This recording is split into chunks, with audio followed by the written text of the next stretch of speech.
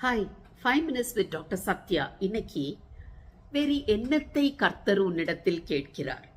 இப்போ உங்க அம்மா உங்ககிட்ட வந்து சொல்றாங்க, எப்பா இங்க பாரு, உனக்கு நன்மையான காரியத்தை சொல்றேன், இந்த 3 காரியங்களை நீ செய்ய, அப்ப அது உனக்கு நல்லது. அம்மா வேற என்னத்தப்பா உங்ககிட்ட கேட்குறேன் அப்படின்னு சொல்றாங்கன்னா நீங்க என்ன யோசிப்பீங்க? அம்மா ஏதோ நன்மையானதை நம்மளுக்கு சொல்றாங்க, இந்த 3 காரியங்களை செய்ய சொல்றாங்க, இதை நம்ம செஞ்சோம்னா நமக்கு நல்லதுன்னு சொல்றாங்க. அப்ப நம்ம இதை செஞ்சோம்னா இது நமக்கும் நல்லது, அம்மாக்கும் சந்தோஷத்தை கொடுக்கும் அப்படின்னு நீங்க நினைப்பீங்க. அப்போ அம்மா சொல்றத கேட்டே நீங்க செஞ்சு அது உங்களுடைய வாழ்க்கைக்கு நல்லா இருக்கும்னா, கடவுள் உங்களிடத்தில் இப்படி ஒரு 3 காரியங்களை சொல்லி இதை செய்ப்பா, இது இல்லாம வேற என்னப்பா உங்ககிட்ட கேட்குறேன் அப்படின்னு சொன்னார்னா, அதை செஞ்சோம்னா நமக்கு அது எவ்வளவு ஆசீர்வாதமா இருக்கும்ல. அதை தான் இன்னைக்கு பார்க்க போறோம். பைபிள்ல மீகா 6ஆம் அதிகாரம் 8வது வசனத்துல அங்க என்ன சொல்லப்பட்டிருக்கு தெரியுமா? மனுஷனே, நன்மை இன்னதென்று அவர் உனக்கு அறிவித்திருக்கிறார். யாரு? கடவுள் அறிவிச்சிருக்கிறாராம். என்னெல்லாம்? நியாயம் செய்து, இரக்கத்தை சிநேகித்து, உன் தேவனாகிய கர்த்தரிடத்தில் மனத்தாழ்மையாக நடப்பதை தவிர வேறு என்னத்தை கர்த்தர் உன்னிடத்தில் கேட்கிறார்? இப்ப இந்த 3 காரியங்களை செய்ய சொல்றாரு, அது உனக்கு நன்மைன்னு சொல்லி சொல்றாரு, வேற என்னத்தப்பா உங்ககிட்ட கேட்கிறேன்னு சொல்றாரு. அதுதான் என்னன்னு பார்க்க போறோம். முதலாவதாக நியாயம் செய்து. இப்போ ஒரு காயின், இந்த காயினுக்கு 2 பக்கம் இருக்கு, தலையா பூவெல்லாம் போட்டு பார்ப்போம்ல.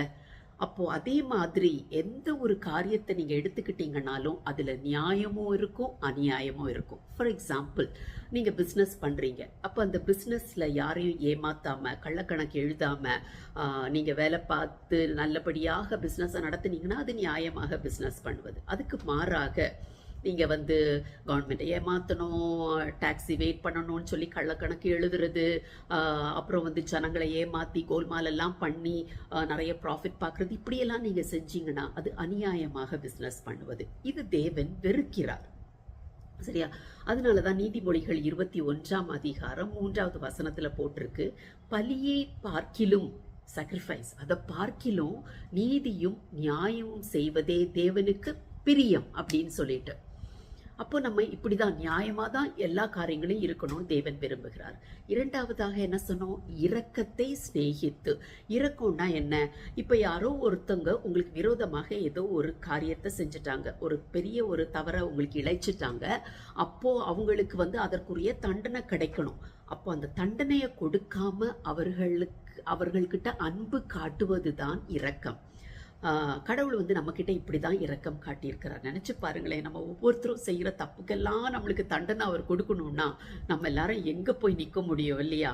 ஆனால் தேவன் நம்மை இரக்கம் காட்டி இருக்கிறார். இதுக்கும் பார்த்தீங்கன்னா, நான் ஒரு எக்ஸாம்பிள் உங்களுக்கு சொல்கிறேன். நீங்கள் ஒரு ஆஃபீஸில் மேனேஜராக இருக்கீங்க. அப்போ உங்களுக்கு கீழே வேலை பார்க்குற ஒரு ஸ்டாஃப் வந்து லஞ்சம் வாங்கிட்டாங்க. இது வந்து வெளியெல்லாம் தெரிஞ்சிச்சுன்னா கம்பெனிக்கு பெரிய கெட்ட பேர். அப்போது உங்களுக்கு இதை தெரிய வந்த உடனே நீங்கள் என்ன பண்ணலாம்? அவங்கள பனிஷ் பண்ணலாம், அவங்கள வேலையை விட்டே தூக்கிடலாம். அப்படி செய்யாமல் நீங்கள் அவங்கள தனியாக கூப்பிட்டு அவங்க தப்பை அவங்களுக்கு சுட்டி காட்டி அவங்க தன்னை திருத்தி கொள்வதற்கு ஒரு ஆப்பர்ச்சுனிட்டி கொடுக்குறீங்கன்னு வச்சுக்கோங்களேன். அப்போ நீங்கள் அவங்கக்கிட்ட அன்பு காட்டுறீங்க. அதுதான் இரக்கம். ஸோ இப்படி நாம் மற்றவங்க கிட்ட இரக்கம் காட்டுபவர்களாக இருக்கணும் அப்படின்னு சொல்லி தேவன் விரும்புகிறார். மூன்றாவதாக, உன் தேவனுக்கு முன்பாக மனத்தாழ்மையோடு நடக்கணுமா. மனத்தாழ்மைக்கு ஆப்போசிட் வந்து மனமேட்டுமை. என்னால் எல்லாம் முடியும், எனக்கு ஸ்கில் இருக்குது, எனக்கு அறிவு இருக்குது, நான் ஏன் கடவுளை டிபெண்ட் பண்ணணும், இப்படியெல்லாம் சொல்வது அது மனமேட்டுமை, அது அகங்காரம், அகந்தை. இதை வந்து தேவன் விரும்புவதில்லை.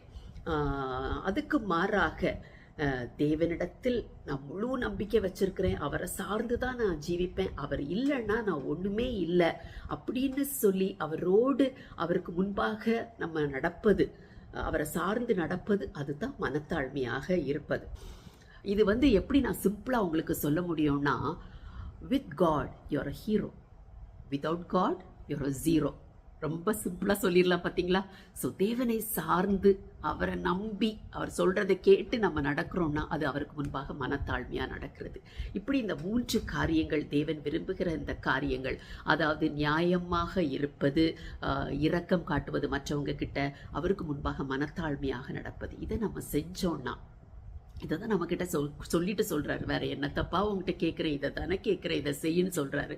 அது நம்ம செஞ்சோன்னா நிச்சயமாகவே நம்முடைய வாழ்க்கை ஒரு ஆசீர்வாதமான தேவனுக்கு பிரியமான வாழ்க்கையாக இருக்கும். செஞ்சு தான் பாருங்களேன். God bless you.